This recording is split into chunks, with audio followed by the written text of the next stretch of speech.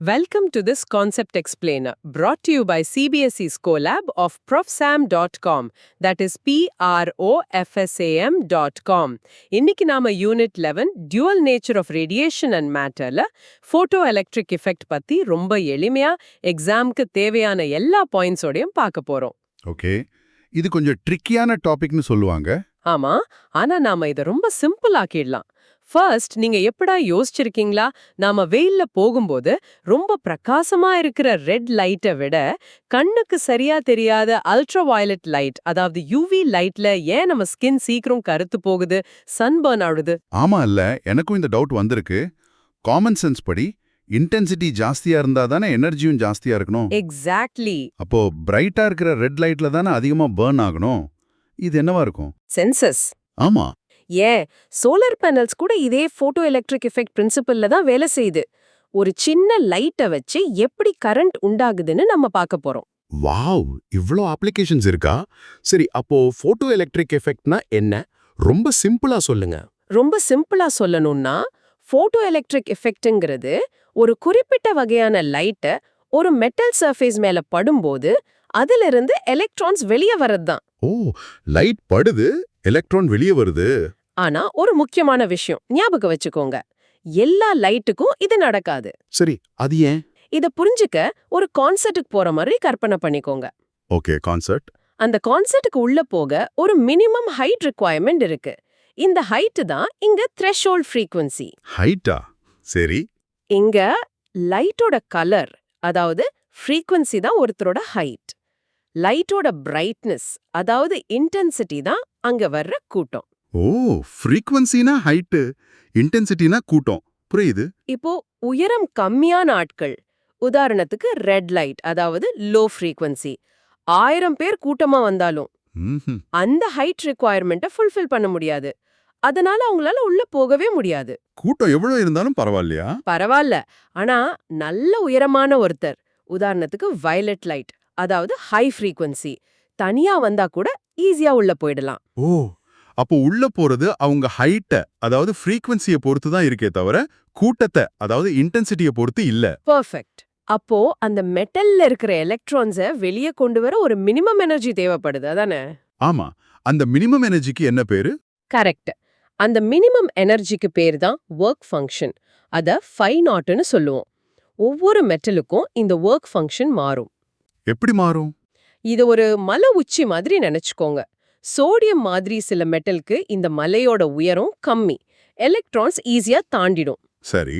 ஆனா பிளாட்டினம் மாதிரி சில மெட்டலுக்கு உயரம் ரொம்ப ஜாஸ்தி, எலக்ட்ரான்ஸ் தாண்ட ரொம்ப சக்தி தேவைப்படும். ஓ, இப்போ இந்த அனாலஜி தெளிவா புரியுது.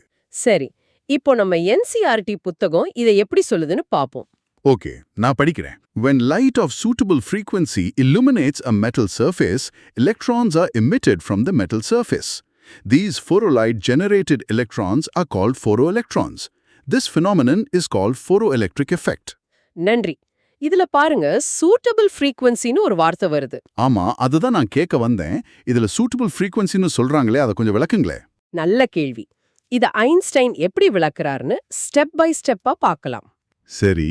ஸ்டெப் 1, லைட்டை நாம ஒரு வேவா பார்க்காம ஃபோட்டான்ஸ் என்ற சின்ன சின்ன எனர்ஜி பேக்கெட்ஸா பார்க்கணும். Energy packets. ஓகே. ஸ்டெப் 2, ஒவ்வொரு ஃபோட்டானோட எனர்ஜியும் அதோட ஃப்ரீக்வன்சிய, அதாங்க அதோட கலரை சார்ந்து இருக்கும். அதுக்கான formula E = hν.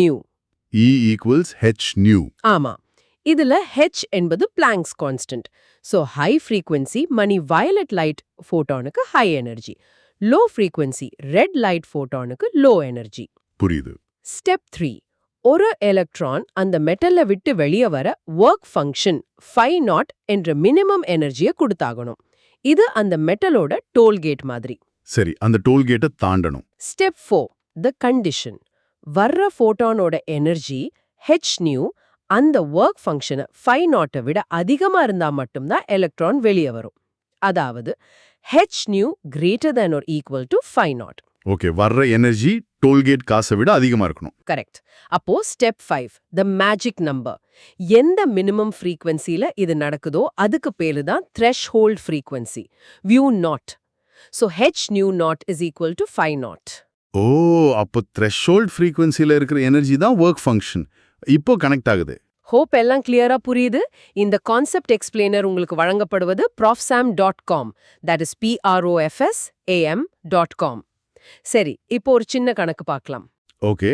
Caesium மெட்டலோட work function வந்து 2.14 eV. அப்ப அதோட த்ரெஷ்ஹோல்ட் ஃப்ரீக்வன்சி என்னவா இருக்கும்? ஃபார்முலா வச்சு கண்டுபிடிக்கணும். ஆமா, formula V0 is equal to phi naught h. வேல்யூஸை போட்டா நமக்கு ஏகதேசம் 5.16 into 10 raised to 14 ஹெர்ட்ஸ் கிடைக்கும். சரி. இதுக்கு என்ன அர்த்தம்னா, இந்த ஃப்ரீக்வன்சிக்கு குறைவான எந்த லைட்டை சீசியம் மேல நீங்க எவ்ளோ நேரம் அடிச்சாலும் ஒரு எலக்ட்ரான் கூட வெளியே வராது. ஒரு எலக்ட்ரான் கூடவா? ஆமா.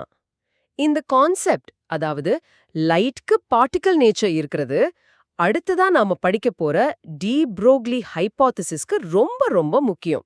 அங்க மேட்டர்க்கே வேவ் நேச்சர் இருக்குன்னு பாப்போம். ஓ, இது அடுத்த டாபிக்கும் லிங்க் ஆகுது. சரி. இப்போ எக்ஸாம்ல மார்க்ஸ் குறைக்கிற 2 முக்கியமான தவறுகளை இப்போ பாப்போம். Silent killers. இது ரொம்ப முக்கியம். சொல்லுங்க. மிஸ்கன்செப்ஷன் 1. ஒரு தவறான கருத்து என்னன்னா, லைட்டோட இன்டென்சிட்டிய, அதாவது பிரகாசத்தை அதிகமாக்குனா வெளியே வர எலக்ட்ரான்ஸோட வேகம், கைனடிக் எனர்ஜி அதிகமாகும்னு நினைக்கிறது. ஆமா, பொதுவா அப்படித்தானே தோணும். அதிக பவர்னா அதிக சக்தி. ஆனா அதுதான் தப்பு. சரியான கருத்து என்னன்னா, எலக்ட்ரானோட கைனடிக் எனர்ஜி லைட்டோட ஃப்ரீக்வன்சிய, அதாவது கலரை மட்டும்தான் சார்ந்திருக்கும், இன்டென்சிட்டியா அல்ல. ஓ, அப்போ ஐன்ஸ்டீனோட ஈக்குவேஷன்ல KE max equals HV minus phi naught, இதுல இன்டென்சிட்டிக்கு இடமே இல்ல. எக்ஸாக்ட்லி. ஃப்ரீக்வன்சி V மட்டும்தான் இருக்கு. So kinetic energy depends only on frequency. புரிஞ்சுது. இப்போ மிஸ்கன்செப்ஷன் 2. த்ரெஷோல்ட் ஃப்ரீக்வன்சிக்கு குறைவான லைட்டை ரொம்ப நேரா ஒரு மெட்டல் மேல அடிச்சா கொஞ்சம் கொஞ்சமா எனர்ஜி சேர்ந்து எலக்ட்ரான் வெளியே வந்துடும்னு நினைக்கிறது. இதுவும் வேவ் தியரி படி பார்த்தா டிக் தானே தோணும். எனர்ஜி அக்யூமுலேட் ஆகணும். ஆனா அதுவும் தப்பு. போட்டோ எலக்ட்ரிக் எஃபெக்ட் ஒரு 1 ஃபோட்டான் 1 எலக்ட்ரான் இன்டராக்ஷன். இது ஒரு இன்ஸ்டன்டேனியஸ் ப்ராசஸ். எனர்ஜி சேரவே சேராது. அப்போ இது ஆல் ஆர் நத்திங் மாதிரி. அந்த ஃபோட்டான் கிட்ட தகுதி இருந்தா உடனடியா நடக்கும், இல்லைன்னா எப்படிக்கும் நடக்காது. சரிதானே? பெர்ஃபெக்ட்டா சொன்னீங்க.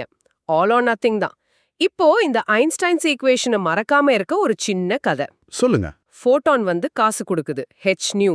எலக்ட்ரான் அதுல டோல்கேட்க்கு கொஞ்சம் செலவு பண்ணுது, phi naught. மீதி காசுல வேகமா ஓடி போகுது, கினாட்டிக் எனர்ஜி. இது நல்லா இருக்கு. Hnu equals phi naught plus KE. ஆமா, ஒரு பிசிக்கல் ஜெஸ்டர் கூட பண்ணலாம். ஒரு கைய உயர தூக்குங்க, அது ஃபோட்டான் எனர்ஜி h nu. சரி, தூக்கிட்டேன். இன்னொரு கைய நெஞ்சுக்கு நேரா வச்சுக்கோங்க, அது ஒர்க் ஃபங்க்ஷன் பேரியர். இப்போ மேல இருக்கிற கைய அந்த பேரியரை தாண்டி வேகமா முன்னாடி கொண்டு போங்க. அந்த பேரியருக்கு அப்புறம் இருக்கிற வேகம் தான் கைனடிக் எனர்ஜி. ஓ, இது விஷுவலைஸ் பண்ண நல்லா இருக்கு. கடைசியா ஒன்னு ஞாபகம் வச்சுக்கோங்க, வயலட் ஃபோட்டான்ஸ் வந்து எனர்ஜி அசாசின்ஸ், ரெட் ஃபோட்டான்ஸ் வந்து energy weaklings. Assassins versus weaklings. ஆமா, ஒரே ஒரு அசாசின் போதும், 1000 வீக்லிங்ஸும் ஒன்னும் செய்ய முடியாது. அந்த சன்பர்ன் உதாரணம் ஞாபகம் இருக்கட்டும். UV light is an assassin.